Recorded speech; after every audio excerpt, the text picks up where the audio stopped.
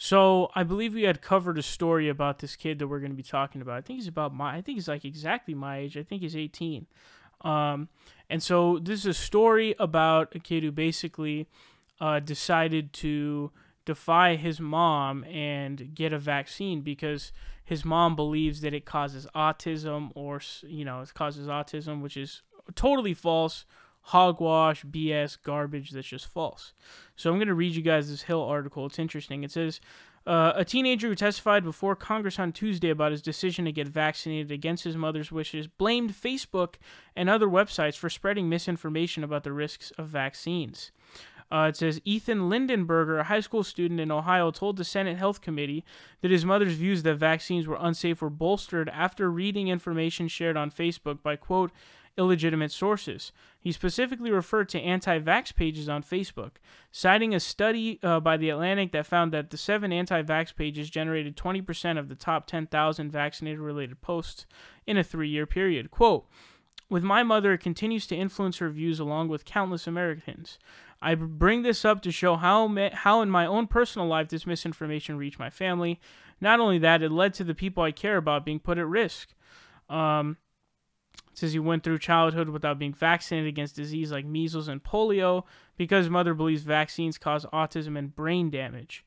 And then it also says, quote, the information leading people to fear for their children, for themselves, and for their families is causing outbreaks of preventable diseases. Lindenberg stressed that he doesn't think that individuals who oppose vaccines are evil. Quote, her beliefs were not true, and propagating these lies is dangerous. However, it is not necessarily ill-natured. But he specifically blamed organizations and individuals who spread misinformation for their own gain. Anti-vaccine leaders and proponents of misinformation which knowingly lie to the American people are the real issue, he said. And it also says public health officials and experts lay part of the blame for the ongoing measles outbreak to vaccine skepticism. So the vaccine issue going on in the United States is very serious because you're talking about a health problem amongst, the people. So if you don't get vaccinated, you're a danger to you're not the only one in danger. So if you're a parent not allowing your kid to get vaccinated, you are not just putting your kid in danger, which is also wrong, by the way. You shouldn't be allowed to do that. But you're also putting other people in danger because you're going to have a sickness that is very, very, people can get it.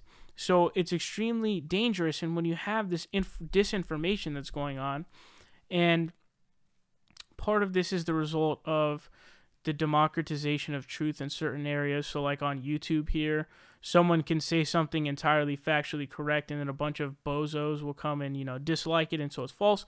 Styx made a video, I think it was like, in support of vaccines, and a bunch of bumfucks in his audience were like disliking it, saying you're wrong. It's like, what the fuck? These people are lunatics, man, and it's scary. So I don't know what they can do about this kind of a thing, if it would be right for them to just ban these accounts that are just straight up stating scientific, unscientific bullshit that puts people's lives in danger, and in danger of measles outbreaks that affects countless amounts of people. But vaccines don't cause autism. It doesn't even make sense as to how that would work. How the fuck would that even work?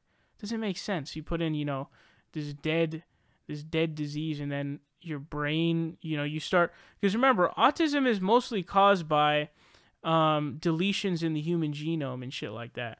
So you're telling me that, like, just all of a sudden there's these mutations that happen in the brain where it's like this specific fucking part of the genome is deleted, and there's this mutation on this part of the genome. It's like, this is stupid, man. But this is a serious problem we need to figure out. And I have no problem with, I think absolutely the law should mandate that people get vaccines, because this is unacceptable, because this is a public health risk, which is something that is the highest order of importance. When you're talking about public, health and safety, that is the biggest issue that you could possibly have. That's the highest order.